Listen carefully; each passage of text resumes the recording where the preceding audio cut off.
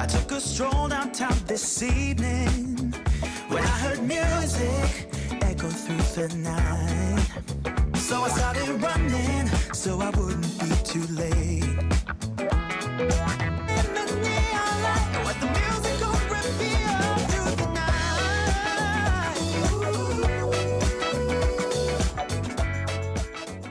Welcome everyone to Coaching in Session. My name is Michael Rearden and I'll be your mindset coach today. And today we're going to be talking about your lifestyle. What type of lifestyle are you living? Are you living the life that you want? Are you living a fantasy? Are you not living up to where you want to be? It is a journey, right? Your life and the process of getting to where you want to be. But sometimes we give ourselves this idea of where we want to be or how we want to live life or what type of house or what type of car we should drive or who we should marry or be in a relationship with. And we forget who we truly are. And I think that is a huge disservice to who you can become. Because what happens if who you can become is greater than who you are or who you thought you should become? You can be so much more in the sense of your life and your goals and your aspirations and your accomplishments. But when we dare to defy all odds, when we decide to push ourselves, or when we decide to think differently than how society as a whole is thinking, we are considered crazy, outcast. We're canceled. I'm here to say that they can't cancel your life. They can't cancel who you were destined to become. Yes, they can be a roadblock. There's going to be many roadblocks in your life. And you have to decide, are you going to allow other people to stop you, to impede in who you are supposed to be becoming? Sometimes people see the challenge or they see the obstacle and they say, you know what, I'm not going to deal with that. Similar to how a hiker might look at Mount Everest and they say, you know what, there's just too much to climb. I can't do this. I'm turning back. Well, sometimes we look at how much we have left versus how far we have come. And you have come far in your life. I'm sure you have dealt with many hardships and many difficulties. And it can be difficult for you to say, you know what, I'm going to keep on pushing. And I'm not saying that the anchors that you have and all the weights that you have and all the traumas that you have are not holding you back. But what would happen if you relinquished those? What would happen if you shed those fears and those doubts and you said, I'm going to push myself to who I'm supposed to be. I'm going to become fulfilled. I'm going to become the person that my soul is inclined with. Not what the world dictates, what you want, what you truly need for you. And it's difficult sometimes, especially when you have family, especially when you have commitments, and especially when you have been fed a belief that you're not good enough. That in some way that life is scarce and that you can only do a certain amount of things because, time is limited in the sense of what we can do in a day. But just because we have 24 hours, it doesn't mean we can't use all of those 24 hours. We have the opportunity to create something amazing with each day, with each of those 24 hours. And today I'm bringing on a lifestyle coach, Jessica Malone, who's going to be helping us figure out our life and then figure out our mindset and then how we can start to make adjustments to get on track to who we were always meant to be. So here's the interview with Jessica and myself. Her skin tinted brown sheets and it's Chanel. Hit the highway when she hitting my cell. Body talking to me. Welcome, Jessica Malone, to Coaching in Session. How are you doing today? I'm good. How are you? I'm doing well. Thank you so much for coming on. Going to be talking about something new today, lifestyle. You are a lifestyle coach. When we think of lifestyle, I think many people might first get into their mind like lifestyle. How am I living? I have a 3-bedroom, 2-bath. I have this type of car. Is that lifestyle, right? Maybe it's more than that, but in your own words, can you explain what a lifestyle coach is and how you help people? Yeah. So I tend to think about my coaching in terms of fulfillment. So I think to your point, lifestyle can be, what car do I drive? What clothes do I own? What does my house look like? But I try to take things one step further with people and not just considering what they have, but do they really have what they want, right? Because sometimes we live lives that we have a lot. We have a lot of great things. We've checked a lot of boxes, but the things that we really want and desire are still missing. So when I think about lifestyle coaching, it's that kind of compare and contrast, right? What is it that you really want? What do you actually have in your life? And how do we create space for the things that you really desire? And you said want. Want is one of those things where it's going to be individualized to the person. What's the difference between want and need? Ooh, good question. I mean, I think that our needs are very basic. In a first world country, in the century that we live in, we've expanded the definition of needs. But I think needs are really about connection. Do I have food? Do I have water? Do I have clothes on my back? Am I able to connect with people on a regular basis? Outside of that, I think everything else really is just a want and an expanded version of that. So, we can live our lives in a small, maybe 300 square foot home. Like that covers my need of having shelter. But the fact that I want a 2 bedroom apartment or I want a 5 bedroom house, right? That's just an expanded version of that need. And I think it comes down to, just what kind of life do you envision yourself living? Yeah, when I was single, I had my apartment. I had a 2-1, perfect for me, right? Had my Uh-huh. office, I had my bedroom.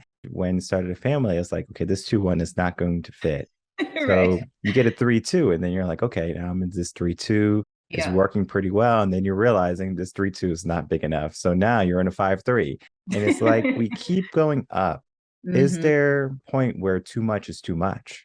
Absolutely. I think so. And I think you made a great point just thinking about our perspective on space. I think that having space is important physically, mentally, like you need space for that peace of mind. But at the same time, when we have space, we tend to fill it. And so Mhm. sometimes we fill that space with more than what we truly need, right? As we let our wants get the best of us.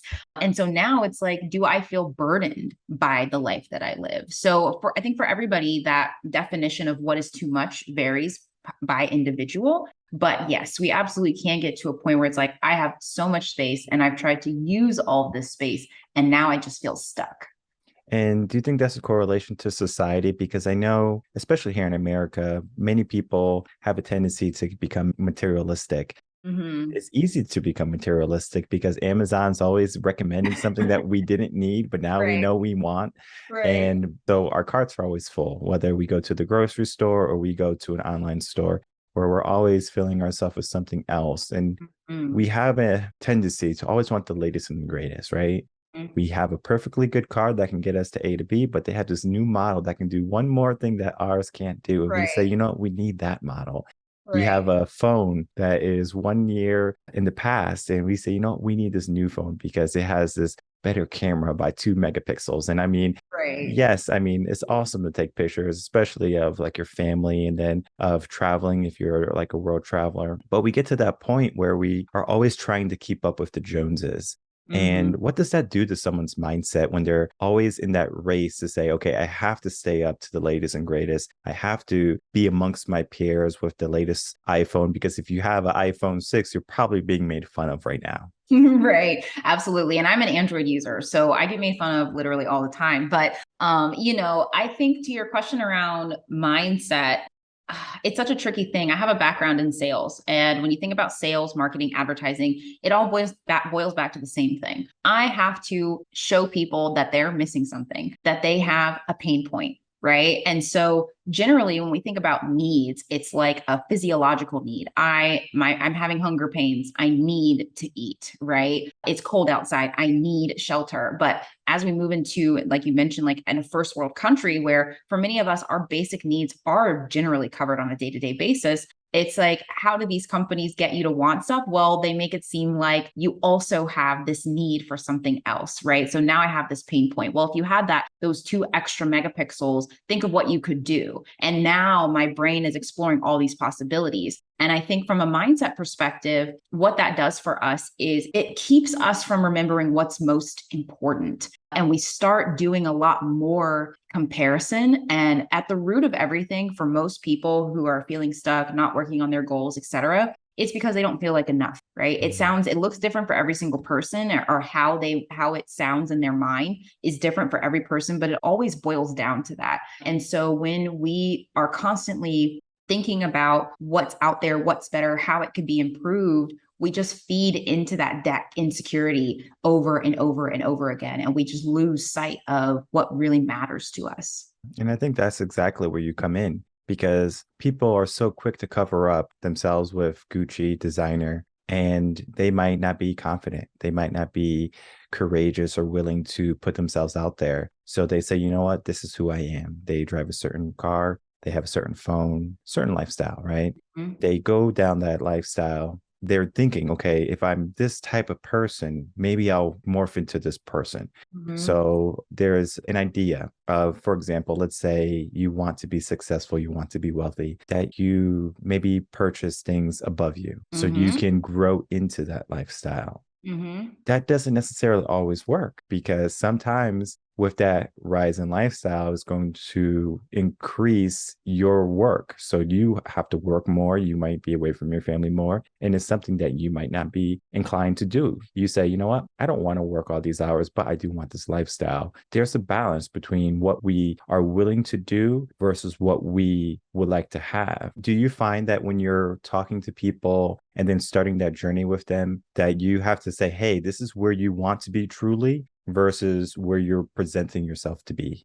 Yeah, absolutely. And I think what's really interesting, a lot of my coaching focuses on high achievers. That's the audience that I tend to work with. And what you're describing, right, is just this idea of fake it till you make it. What I find with my clientele is they make it and it's like, it's not what I wanted though, right? And like, that's the potential drawback. Yes, you can get the car and the house and all this stuff and hope, to your point, that you just kind of grow into it, that you morph into this person. But what if you actually don't like being that person, then it's like this was really all for nothing. So we have to do a kind of an assessment. I believe they're the experts, right? So I don't tell them what that life should look like, but we really start thinking about like, what is this keeping you from? To your point, the time, the money, the energy, everything that you're investing into this lifestyle could be utilized for something else. It's just an opportunity cost. We can keep going down this road. You can keep being miserable, or we can start peeling the layers back, taking the stuff away,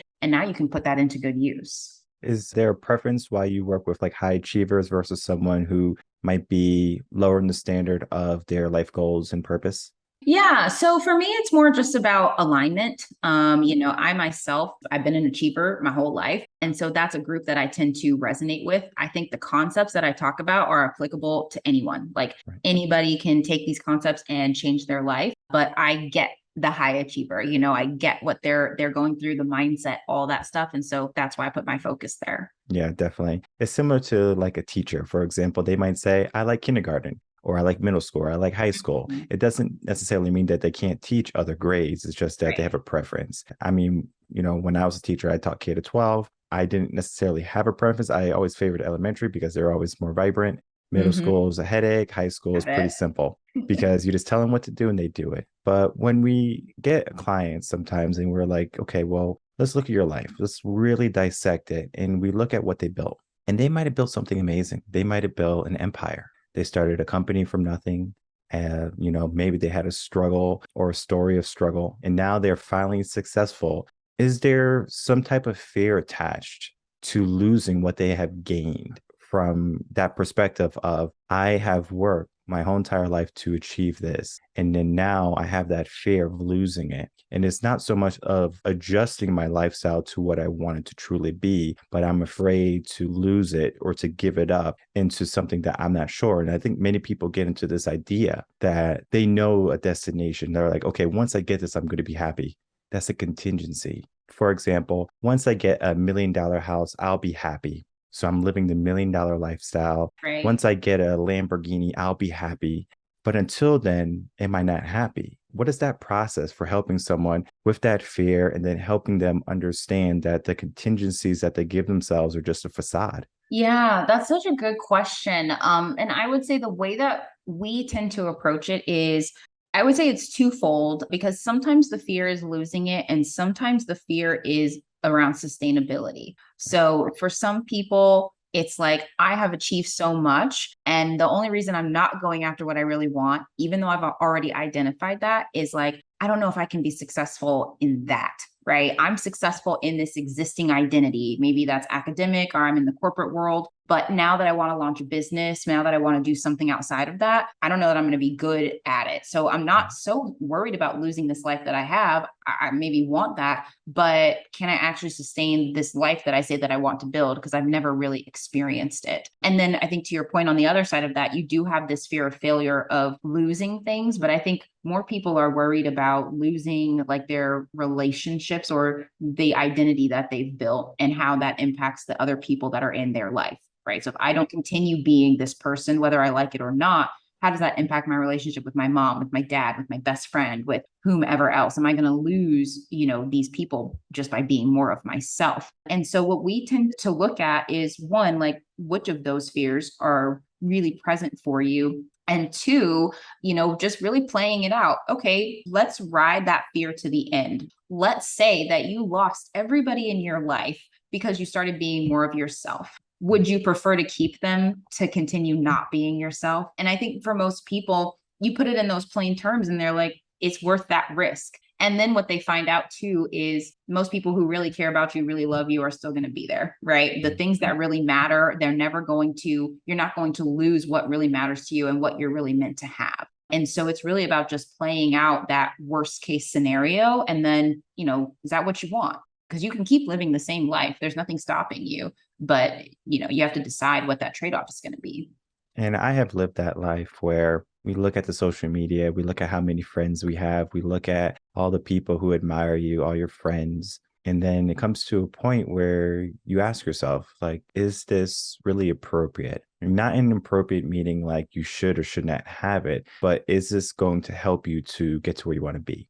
Right. I remember in high school, it's just like, especially in high school, middle school it starts, but high school it finishes, where the peer acceptance, where you have your groups, you have your way of thinking where, okay, I need this person to like me. I need someone to like me. And if they don't have that, then they have that social emotional displacement where then later on it's difficult for them to build courage, confidence. All of that stems from having friends or being around people in the Right. early ages of childhood development. And then we finally get to later on in life where we might not have got rid of the people in our lives that were anchors or people who were toxic. So we have a bunch of people in our lives that don't necessarily do good for us or they don't bring about good in our life. And I know, like, as a coach, we want the best for our clients always. And so we want them to do good. But then there's sometimes people in their corners that maybe don't have the best intentions to them, or for them. So these people could be their partner. They could be their kids. I mean, it could be whoever, mom or dad too. I mean, it can really drain a person where someone is living up here and they're supporting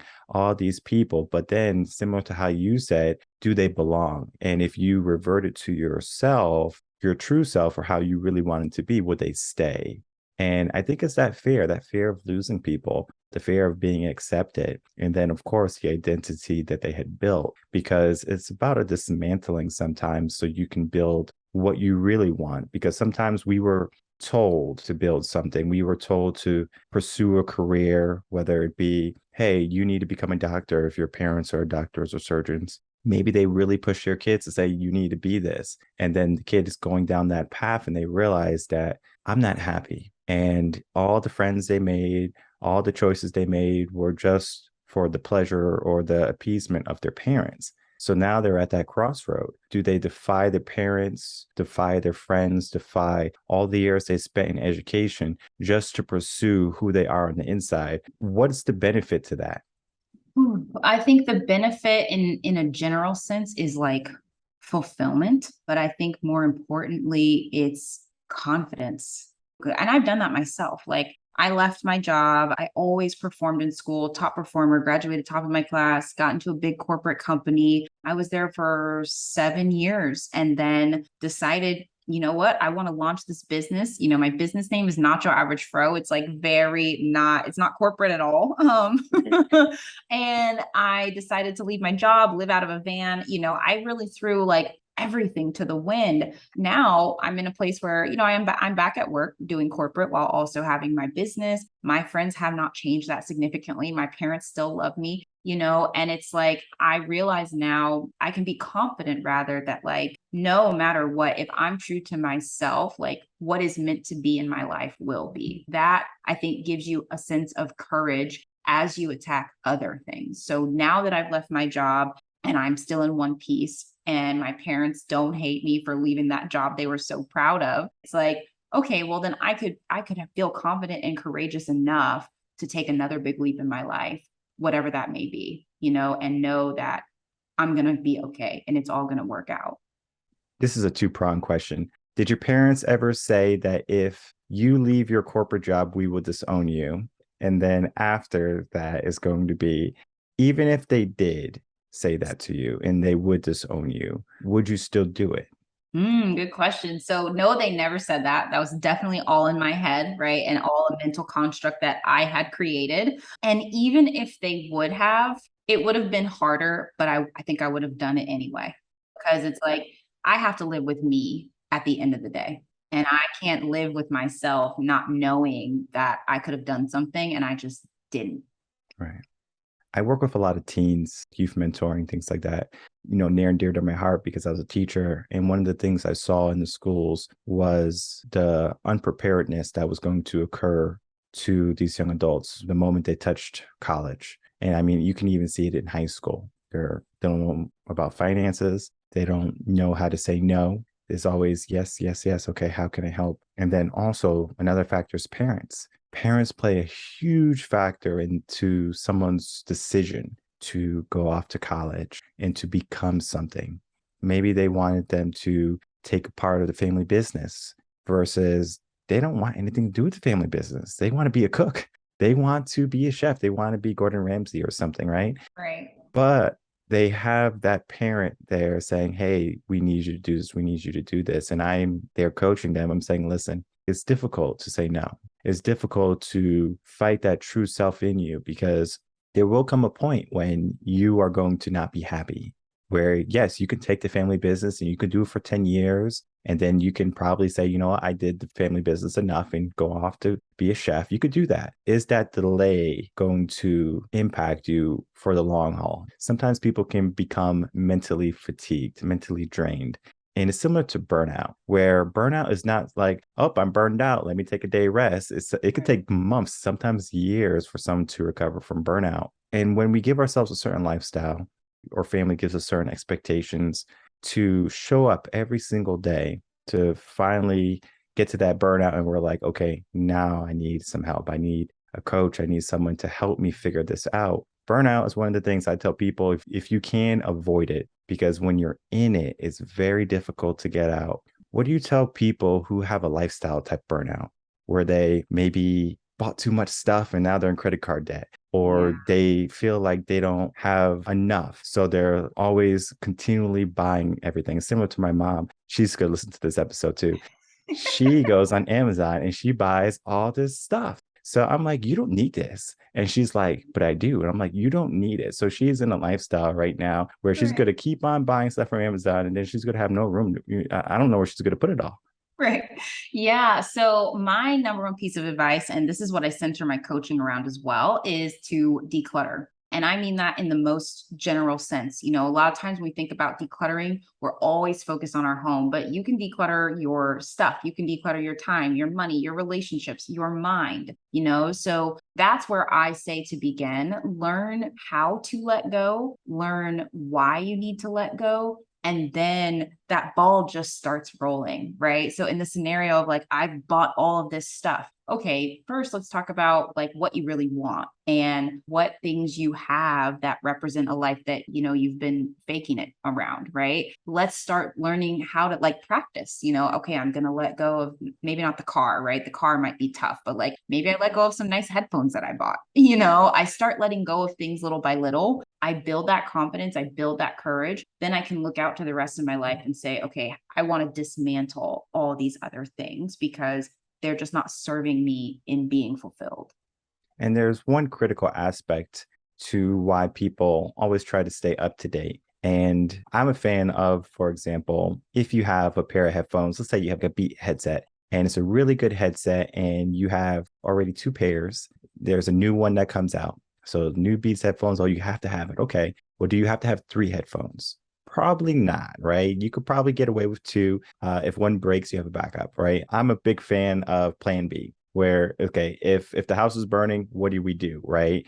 Plan A is fire extinguisher, 911. Plan B is, okay, stay with your parents or something like that, right? So it's not like, oh, that, the house burned down, I guess I'm just going to sleep in my car tonight. No, Right. no, no. Like we have a plan. And I think sometimes people, they just get into the wheel of wanting, where they're just like, I want, I want, I want, I want. Some of the most wealthy clients that I work with, they have everything. They have big houses, fancy cars, good family. But what they're lacking sometimes is gratitude, where it's like, if we took a moment just to be gracious for our life, we wake up in the morning, thank you for my life, or we get to speak with someone and we're thankful for that conversation. Just doing that little insert helps them tremendously, just adding a little bit of gratitude. When we look at our life, what are some of the things that we can be grateful for? Of course, we can be grateful for life in general, but I'm sure there's more to that, especially as a lifestyle coach. You're going to know all the wonderful things that someone can really pay attention to. I think the basic things are health, right? Like grateful to be here. But deeper than that, I think that a lot of times we are not grateful for who we are and like how we show up. You know what I mean? There's something that we all, and not just something, many things that we bring to the world that other people really appreciate about us, or just things that we do for ourselves that, everybody doesn't do, right? And so it's like, how often do I just think or have gratitude for like who I am? And I think that that's part of the reason we collect so much stuff, because I don't feel great about what I bring to the table, or I don't know what my strengths are. I don't know what makes me special, what makes me different. And so I'm buying all the things that everybody else says I should have, right? I'm not really taking that time to hone in on me and learn me. And so I don't see the value in that. And I think that's really where we have to start. Like for me, to give a more like tangible example, I'm always trying to help people be better. Always. Like, it doesn't matter. I can come across sometimes critical, but I'm always just like, man, this could be better. You could be better. We can do this even better than you're already doing it. And I value that. I'm grateful that I have that in me. It's part of what drives my coaching, but it's also part of what makes me a great friend and a great daughter. And it's why other people, would say, oh man, Jessica did this and she inspired me to do XYZ. Like, that's huge. There's something to be said about everyone, but everybody doesn't have that trait. And that's something I bring to the world. And that's something that when I hone in on it, it's like, well, I don't need a nice bag or a nice car, because what people value about me is that particular quality. And when we look at ourselves, like, there's certain things that you can do that I will never be able to do. And it's not even the fact of like, it's a task or a mission or attaining something. It's that you have a unique way of thinking, a different upbringing. And that gives you a different mindset. It gives you a different perspective. And I think many people, they fail to really appreciate their perspective of the world. It's easy to get bogged down by everything. We turn on the news, they tell us what to do. We call our parents to say how they're doing. They tell us what we should be doing. And it's always someone telling us what to do versus us saying we know what to do. And I think that's a realization that many people have to get to a lot quicker, because again, when we're young, we look at how we should be, how we should conform. And then when we finally do that conforming, we have a lot of, I guess you could say, fluff on top of us. So it's kind of like, how do we get rid of all this fluff and then be our true self? We have to be courageous, right? We have to be daring to defy what the world dictates for us. And we have to say, this is what I want. This is what I should be. And there's a saying where one of the regrets that many people have in their life is failing to become the person that they were supposed to become, not so much who they became. So when life is done, you're going to be presented with a folder, a file. Going to be two separate files. One file is the life that you were destined to have, that you were supposed to be, and the file is huge. It's going to take you a lifetime to read it. But there's another file, and it's just a manila folder. And that's what you did in your life. And the discrepancy between who you can become and what you did, I think it comes down to what people truly believe that they are capable of doing. And one of the things I do with my business is I help people with their limiting beliefs, because society tells us what we can and what we can't do. You can't do this. You can't do that.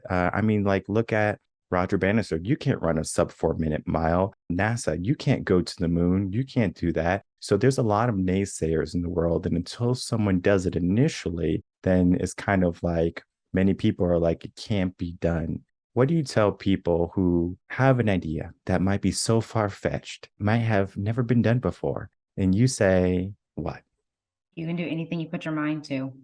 Absolutely. And I love what you said about, we each bring a different perspective. My dad used to, when I would go to bed, he would say to me every single night, you can do anything you can put your mind to and never let anybody tell you that you can't. Right. And I think that that is part of why I feel like it could be great. It could be better, because I believe even if I can't envision it, that doesn't mean anything. Maybe it's not my vision to have, and so I had a client once, or a potential client, I'm sorry. I did a call with him. He wanted to learn more about my coaching. And he's like, I want to save like $100,000. And I was like, okay. And he was like, you don't think that like that's weird? You're not like taken aback by that? I'm like, no. I mean, I think if you want to save $100,000, let's do it. All you need is like that plan. So I really believe like I'm never going to tell anybody that their dreams are off limits, because I don't know what they're capable of.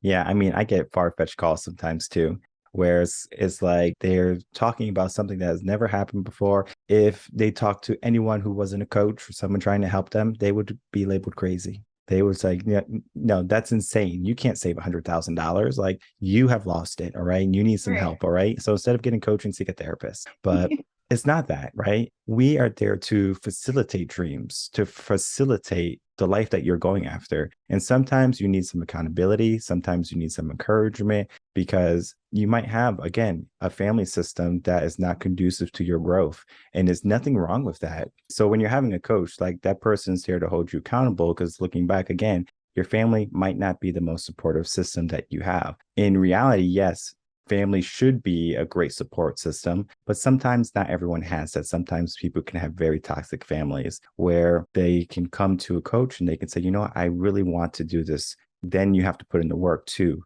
because it's easy to say you want something, but when it's time to start to act, then that's when you have to show up. Kind of going to your point really quick, yes, you can be anything you want, and there is no necessarily limit. I know Kobe Bryant talked about this, where it's like he didn't talk about being a certain level. He was like, I'm always trying to be better. I'm always trying to improve my game any way that I can. So it's not a desired place or trying to be someone like he was, trying to be Michael Jordan or anything like that. He said, I want to be better. What do I have to do? I'm going to perfect. And perfection is not to saying it's perfect, is Right. I'm going to be better than I was before. When we have our life, I think sometimes people think they reached the top of the mountain. They're like, I made it. All right. I'm the CEO of a company. I'm a great dad. I'm a great husband, and there's nothing else. So they just kind of go with the monotony of life, and they finally realize, wait, something is missing. So they're like, okay, well, let me travel a little bit more. So they travel a little bit more. They're like, something is missing. When we give ourselves those goals and we stop being daring and we stop really pushing ourselves, again, using Kobe, he was always chasing something. Versus we're on the mountaintop. We have the perfect family. We have the perfect situation where we can go out and travel the world, but we're not looking for anything. We're not looking for a new thing. And we found our comfort zone. The comfort zone is often the place where many people reside, and is often the place where many dreams die, because you have to get past fear. You have to get past the fear to get to the growth. And they might have done it in their life before, and they have created a comfort zone eventually after all the struggle and all the hardship. Now they're there. If someone was interested in changing their life today and they're in that comfort zone, what are 3 tips or 3 steps that you would give them to say, you know what, I'm going to get out of my comfort zone and I'm going to seek a coach. I'm going to make the changes that I need to, whatever it is, I'm going to change my life. Okay. So number one, I would say actually write out what you want. Also, so maybe this is number 2, align it with your values. I think that that's missing for a lot of people, right? Like, oh, I want to have an amazing career. Okay, in corporate, as an entrepreneur, like what does that mean? Like, detail it, and then does that actually align with your values? Like, for me, for so long, I was focused on corporate, but eventually, when I'm married and have children, I want to be a stay-at-home mom. So I'm like, doesn't really make sense for me to push myself so hard to rise in the ranks and then have to fight for maternity leave, right? So not just knowing writing what you want, but like detail it. And then does that really align with what I value? And then finally, I would say start letting go, but you could start in your home, time, or money. But I would say start creating space, right? So if it's in your house and it's like, I want to be more disciplined with my eating habits. What would you have to get rid of to create space for the right cooking utensils, for the right food, right? What would you have to let go of in your money? What subscriptions might you have to cancel to afford to buy that food and those utensils, right? What commitments might you have to let go to have time to go and buy those things? So those would be my tips. That's kind of like more than three because I packed them in there, but I think it's envision what you want, ensure it's aligned with your values, and then start creating space little by little. Perfect. I love those 3 tips. And there's so much to say on top of that. And what I want to do is I want people to have that conversation with you because it's so important to open up people's minds into the life that they really, truly want. And not so much of the Hollywood fantasy that we were given or the American dream that we were given. Because maybe having 2 kids and a dog in a white house with a picket fence is not what you want. Maybe you want to live in a cabin with a cat, and there's nothing wrong with that. And we have to embrace our uniqueness. We have to embrace who we really truly want to become. And I think it can get clouded in society and, again, all of the facades that are presented to us every single day. There's so much more to lifestyle than what we spoke about today because there's a whole life that we get to live and we only get one. And we do have to make it the best. And having Jessica as a coach and on your side is going to be a wonderful thing to have. She was a pleasure to speak with today. And I know she's going to be a pleasure to have helping you get to the life that you want. So if I can from you, Jessica, can you please share with us any final words and then how can people find you?